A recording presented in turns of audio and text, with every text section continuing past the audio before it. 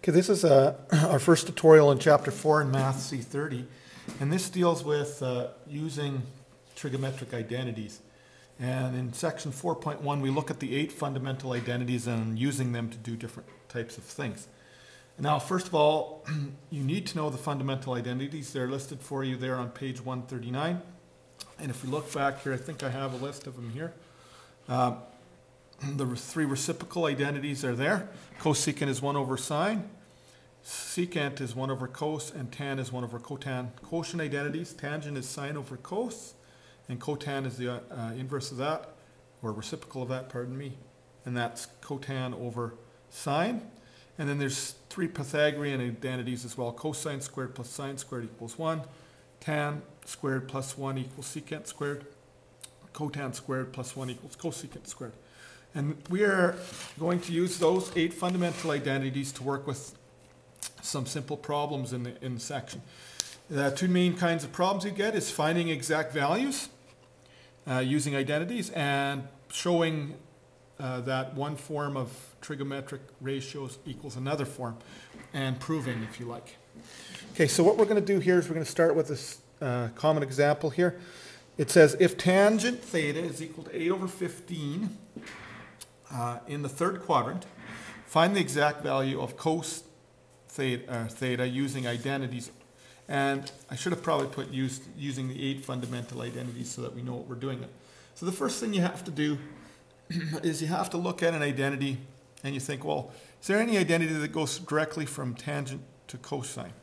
Well, if you look at it, tangent equals sine over cos, but we don't know what sine is. All we know is tangent, and so we can't convert it. So we're going to have to do a couple of steps in this problem. The first step then, I'm going to use, because I'm looking at the reciprocal identity, and I know that cosine is directly related to secant.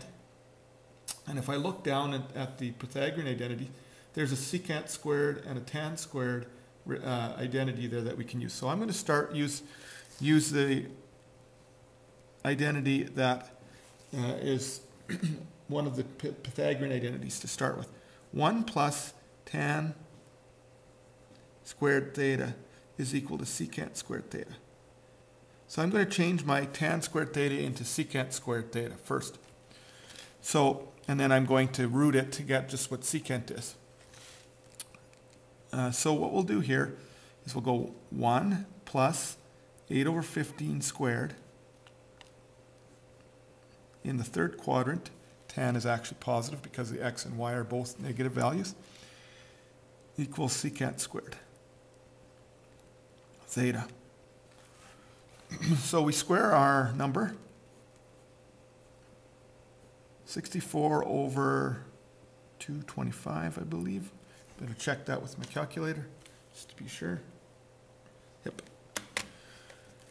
Equals secant squared theta.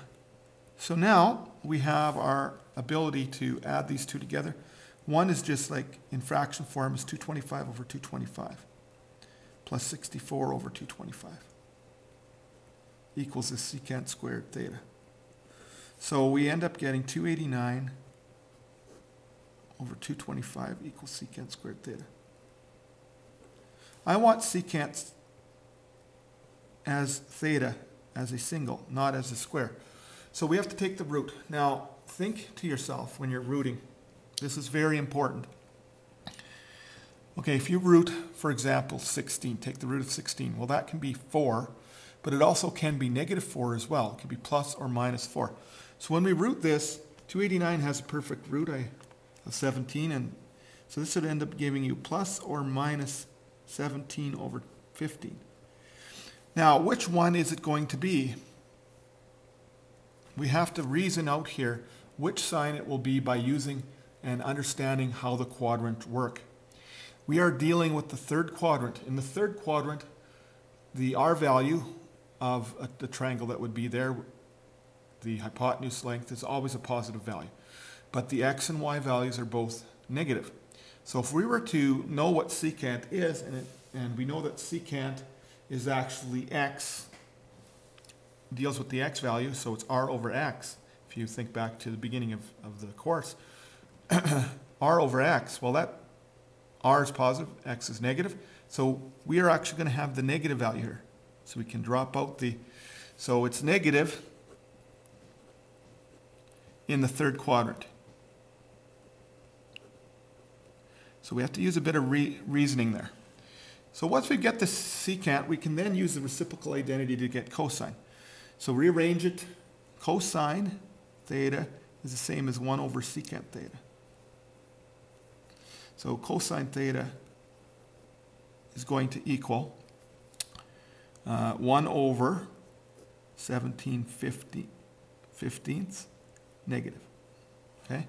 So if we take the reciprocal of that and work out our problem, cosine theta is negative 15/17. And that's how you find the exact value. Now, does it make sense that cosine is negative in the third quadrant? Yes, because cosine is the x value over the r value, or x over r, meaning adjacent over hypotenuse.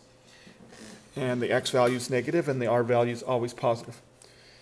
Okay, in the next tutorial, I'm going to look at some of the basic show questions and show me how to get from one form to another.